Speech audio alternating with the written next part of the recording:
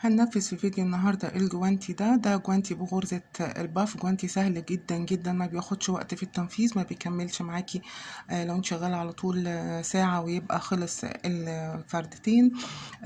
هنبتدي نشتغل على طول. طبعا انت ممكن تنفذيه بلون واحد، ممكن تنفذيه بلونين، ممكن تنفذيه ب3 الوان زي ما انت عايزه، دي حاجه بترجع لك. هنبتدي اول حاجه هنعمل الاسوره. بتجيبي المازوره وبتلفيها على المعصم بتاع الايد وبتاخدي مقاس الاسوره وبتشتغلي عدد سلاسل، عدد سطور بعدد مقاس الاسوره زي ما هنشوف. لو عايزه تعمليه شغل ستاندر اللي هو مقاس ينفع لكل الايدين تقريبا، بنرتفع 11 سلسله وبنعمل 11 سطر. هيبان دلوقتي واحنا شغالين. هنبتدي على طول. طبعا بتختاري الخيط اللي مناسب بالنسبه لك والالوان، وبتختاري الابره المناسبه ليها. بس ملحوظه لما تيجي تشتغلي الابره اللي هتشتغلي بيها، لو مكتوب على الخيط انك مثلا تشتغلي بابره رقم 3، اشتغلي بابره رقم 4. كبري مقاس واحد بس عن مقاس الابره اللي انت بتشتغلي بيها، بيدي للشغل شكل جميل جدا. هبتدي هعمل المعصم. اول حاجة هبتدي هرتفع 11 سلسلة، 1 2 3 4 5 6 7 8 9 10 11 سلسلة. بسيب اول سلسلة انا طالعة منها وبخش في السلسلة اللي بعدها على طول تحت الحلقة، وبسحب الخيط وبعمل في ال10 سلاسل هعمل عليهم 10 غرز حشو. انا سبت سلسلة فهيتبقى معايا 10، هشتغل عليهم كلهم 10 غرز حشو بالشكل ده. بخش تحت السلسلة وبسحب الخيط وبطلع من الحلقة اللي على الإبرة لحد ما اشتغل ال10 سلاسل كلهم.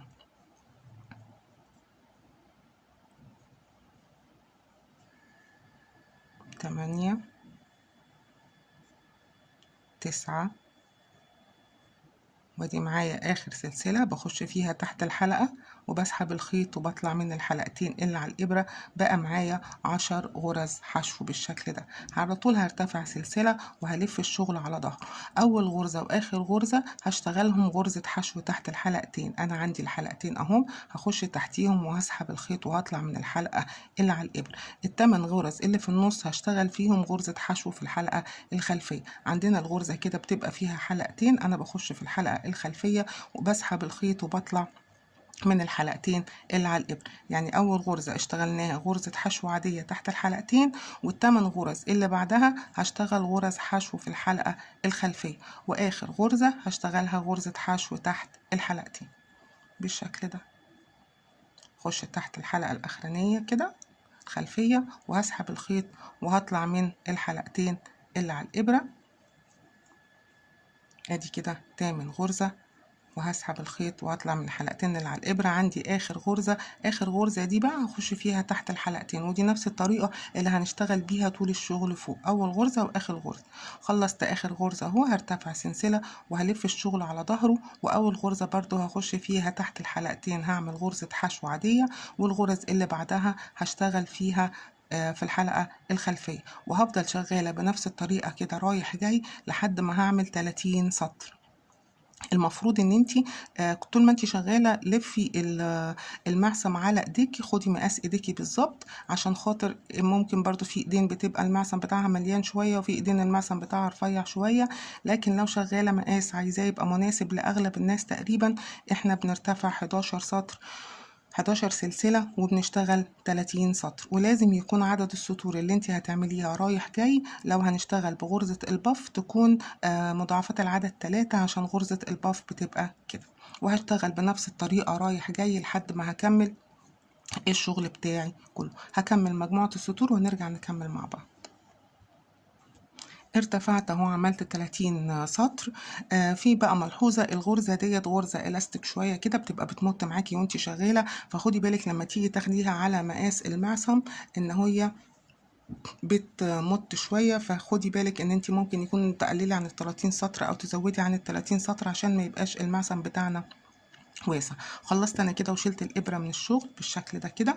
هجيب الطرف الاولاني اللي انا ابتديت منه وهحطه على الطرف التاني بالشكل ده، وهاجي في اول غرزه في الخلفيه. انا شغاله اهو في الجزء، انا طلعت الخيط من هنا، هاجي في اول غرزه هنا اهو هدخل فيها، واول غرزه انا طالعه منها بالغرزه اهي هخش فيها كده تحت الحلقتين بتوعها والغرزة اللي طالعة دي اهي هدخلها كده على الإبرة وهسحبها هنا، شدها بس شوية عشان متبقاش كبيرة، وهسحبها من الناحية التانية وهرتفع بسلسلة وهاجي في نفس المكان هعمل غرزة حشو كده. هبتدي اخش بعد كده كل غرزة هتقابلني في السطر ده هخش فيها كده تحتها، وهخش في الغرزة التانية فيها تحت الحلقتين وهسحب بمنزلقة. انا عايزة اقفل المعصم، هخش كده في الغرزة دي وفي الغرزة اللي قدامها وهسحب وهقفل بالشكل ده. هفضل شغالة كده لحد ما اقفل المعصم بتاعي كله، كل غرزة قصاد الغرزة التانية في السطر التاني بقفل بمنزلقة. اخش في الغرزة دي واخش في الغرزة اللي قصادها واسحب واقفل بمنزلقة لحد ما اخلص السطر بتاعي كله بغرز منزلقة اقفل بيها المعصم. عندي اهو اخر غرزة عندي هدخل فيها اهو تحت الحلقتين بتوعها، والغرزة الاولانية اهي هدخل فيها تحت الحلقتين بالشكل ده وهسحب الخيط وهقفل بمنزلقة. قفلنا السطر كله بتاع المعصم وهرتفع بسلسلة كده زي ما انا واقفة والابرة بتاعتي فوق، هروح قلبة الشغل على وشه كده. انا قفلت المعصم بتاعي وهبتدي اشتغل على كل الغرز اللي عندي فوق بقى داير ما يدور الدايره كلها بغرز حشو. نفس المكان اللي انا طالعه منه اهو هدخل فيه كده، هاخد خيط البدايه ده معايا هخش فيه كده وهسحب الخيط وهعمل غرزه حشو، هخش في الغرزة اللي بعدها وهسحب الخيط وهعمل غرزة حشو، وهتفضلي ماشية على السطور كلها. الغرزة اللي داخلة لجوه كده بنعمل فيها غرزة حشو، والغرزة اللي طالعة لبره كده بندخل فيها برضو وبنعمل غرزة حشو بالشكل ده لحد ما تلفي المعصم كله بغرز حشو. كملت السطر بتاعي كله اهو بغرز حشو على الدايرة كلها. هاجي عند اول غرزة انا كنت طلعت بيها، اول غرزة حشو انا عملتها اهي هخش فيها كده تحت الحلقتين بالشكل ده وهسحب الخيط وهطلع من الحلقة اللي على الابرة بمنزلقة. تمام، المنزلقة بقى اللي انا طلعت بيها دي هطلعها كده لفوق شوية، هلف الخيط على الإبرة وهخش في نفس المكان اللي أنا طالعة منه بالمنزلقة وهعمل 4 لفات. هسحب الخيط وهطلع كده لفوق. أهم حاجة تبقى إيدك مريحة وتبقى الخطوط دي كلها قد بعض. 2 3 4 وهلف الخيط على الإبرة وهطلع من كل الحلقات اللي موجودة معايا وهقفل عليهم بغرزة منزلقة. هسيب الغرزة اللي بعدها مش هشتغل فيها واخش الغرزة اللي بعدها على طول. تمام، هلف الخيط على الإبرة واخش في الغرزة اللي بعدها وهسحب الخيط وهطلع برضو وتبقى ايدينا مريحة كده. 1 2 3 4 وهطلع لف الخيط وهطلع من كل الحلقات اللي موجودة على الإبرة. أنا بس بسيب سلسلة واحدة بس تحت، فوق ما بسيبش أي حاجة. هلف الخيط على الإبرة وهسيب الغرزة دي وهخش في الغرزة اللي بعدها وهسحب الخيط وهعمل 4 لفات غرزة الباف، وهفضل شغالة كده السطر كله لحد ما اوصل للناحية التانية.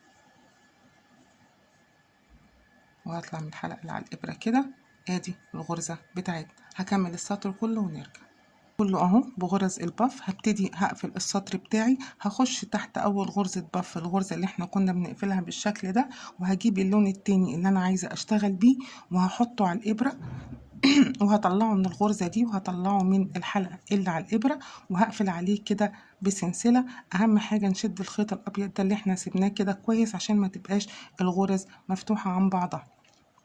أنا عايزة أشتغل في الفراغ ده، هاخد معايا الخيط الأبيض والخيط البيش كده غرزة واحدة بس. أنا عايزة أشتغل هنا تحت في الفراغ، هدخل في الفراغ ده وهسحب الخيط وهعمل منزلق وهرتفع بالمنزلقة بتاعتي كده لفوق، بالمنزلقة لفوق بالخيط لفوق كده، وهبتدي أكون غرزة الباف بتاعتي. 1 2 3 4 واطلع من كل الحلقات اللي على الإبرة وهقفل عليها بسلسلة. هسيب بقى الخيط ده كده خلاص وهبتدي هشتغل في الفراغ، بشتغل في الفراغ اللي ما بين غرز الباف اللي انا عملتها 3 4 لفات بالشكل ده، واطلع من كل الحلقات اللي على الإبرة وهفضل شغالة السطر كله بنفس الطريقة. بلف الخيط على الإبرة 1 2 3 4 واطلع من كل الحلقات اللي موجودة على الإبرة. هي غرزة سريعة جدا بس أنا عشان بشرح فواخدين وقت في الشغل، وهكمل السطر كله بالشكل ده ونرجع. خلصت السطر التاني كله بالشكل ده. هاجي برضو تحت اول غرزة انا شغالة فيها مكان ما كنت بقفل غرزة الباف، وهدخل كده تحت الحلقة بتاعتها، وهسيب اللون البيج وهاخد اللون الابيض هسحبه من تحت الحلقة كده زي ما برضو بنشتغل عادي ومن الحلقة اللي على الابرة، وهشد الخيط البيج ده كده تمام بالشكل ده، وهخش في الفراغ اللي بعديه وهسحب الخيط وهعمل منزلقة وهرتفع بالخيط وهكمل اللون التاني عادي. دي الطريقة اللي احنا بنغير بيها اللون. انت عايزة بقى تشتغلي بلون واحد هتشتغلي بنفس الخيط انت مستمرة بيه، عايزة تشتغلي بكذا لون في نفس الطريقة اللي احنا في نفس المكان اللي احنا شغالين فيه بنغير اللون بنفس الطريقة اللي احنا قلنا عليها. بتبتدي تاخدي اللون التاني اللي انت هتشتغلي بيه، عايزة تشتغليها بقى بلون واحد، عايزة تشتغليها بلونين، عايزة تشتغلي كل سطر بلون. تنسيق الالوان دي حاجة بتبقى بترجع لك انت بتنسقيها بالطريقة اللي بتعجبك. نلف الخيط على الابرة ونفضل شغالين كده عدد من السطور بغرزة الباف 3 4 بالشكل ده. انا غيرت اللون وخدت اللون الابيض معايا. عايزه تشتغليها بلونين عايزه تشتغليها بكذا لون دي بترجع، وبنفضل شغالين عدد من السطور لحد ما الجلافز الجوانتي بتاعي يوصل لمكان اللي انا عايزاه لحد هنا اوكي، عايزاه لحد هنا اوكي، دي براحتك. انا شغاله 1 2 3 4 5 6 7 سطور، وده تقريبا برضو بيبقى المقاس الستاندر بتاع الغرزه بالشكل ده. انا لسه بس هنا ما نضفتش الخيوط اهو. تشتغلي عدد من السطور بقى بنفس الطريقه بتغيير الالوان لحد ما بتوصلي لحد مكان الصباع. هشتغل عدد من السطور ونرجع نكمل مع بعض. اشتغلت 7 سطور 1 2 3 4 5 6 7. انا غيرت الالوان، عملت اللون الابيض لون بيزك وغيرت الالوان، لكن انت براحتك مفيش اي مشكله. هنبتدي بقى نكون مكان الصباع. هنخش برضو في الغرزه الاولانيه كده تحت الحلقه بتاعتي، هسيب كده اللون اللي تدور عليه بعد كده هيبقى اللون البيج. هاخده وهخش كده تحت الحلقه دي وتحت الحلقه دي، وهقفل عليه كده بسلسله، وهشد الخيط كويس، وهخش في الفراغ الاولاني ما بين حلقتين الباف. انا باخد الخيط معايا بس في اول غرزة وبرتفع وهعمل اول غرزة باف. احنا هنا هنكون الصباع 1 2 3 4، وهطلع من الحلقات كلها اللي على الابرة وهقفل عليها بسلسلة. هجيب الخيط بتاعي ده كده على الجنب خلاص، وهبتدي هكون مكان الصباع. هسيب 1 2 3. بصوا هنا ازاي احنا سايبين 1 2 3، ادي 1 2 3، وبعد الباف الرابعة هشتغل. هسيب اهو 1 2 3، ادي الباف الرابعة اهي. هلف الخيط على الابرة وهدخل هنا اهو وهسحب الخيط وهعمل غرزة باف عادية جدا 2 3 4، وهطلع من كل الحلقات اللي على الإبرة وهقفل عليهم.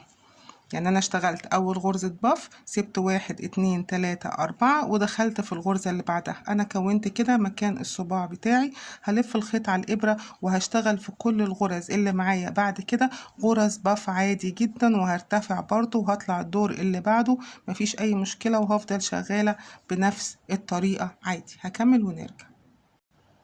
خلصت السطر اهو، وصلت الاول غرزة باف كنت اشتغلتها مكان الصباع. هخش فيها تحت الحلقة كده وهشد الخيط، وهجيب الخيط الابيض وهدخل في نفس المكان وهطلع من نفس الحلقة. انا كده قفلت السطر بتاعي تمام. هرتفع بسلسلة وهخش عادي زي ما انا بدخل في الفراغ اللي بعديه على طول، وابتدي اسحب الخيط واعمل غرزة الباف بتاعتي عادي، واكمل السطر اللي بعديه اللي هيكون فوق الصباع. يعني قفلت السطر ده كده عادي اهو. احنا كده هنشتغل برضو دواير عادي، بس دول طلعوا معايا خلاص اللي هما مكان الصباع، وهرتفع بعدد السطور زي ما نطلع بالمقاس اللي احنا عايزينه في المكان ده. انا هعمل 1 2 3 سطور وهنهي في الاخر بسطر عبارة عن نص عمود. هنشتغل مع بعض ونشوف. خلصت كده اخر سطر، هبتدي ادخل هنا تحت الغرزة الأخرانية زي ما بنقفل في غرزة الباف، وهسحب الخيط الأبيض وهطلع من الخيط اللي على الإبرة، وهرتفع هنا بقى بسلسلتين وهبتدي هشتغل هلف الخيط على الابره، وهخش هنا هعمل غرزه نص عمود، وفي كل غرزه هتقابلني هلف الخيط على الابره وهخش في الفراغ اللي بين الحلقتين واسحب الخيط وهعمل غرزه نص عمود، وفوق غرزه البف غرزه نص عمود، وفي الفراغ غرزه نص عمود لحد ما هكمل السطر كله. ده اخر سطر بغرز نص عمود. وهو كده نبقى خلصنا الجلافز بتاعنا. ادي شكله بالالوان دي زي ما اشتغلناه. احنا بنشتغل بنفس الطريقه، بنسيب هنا بس 1 2 3 4 ونشتغل مكان الصباع وبنكمل عادي. سهل جدا طريقه تنفيذه. 1 2 3 4 5 6 7 8 9 10 اسطر. وده شكل الجلافز بتاعنا. دي الوان بتاعته ودي الالوان بتاعته. اشتغليه بلون واحد بمجموعه الوان زي ما انت عايزه. وده كان الفيديو بتاعنا النهارده.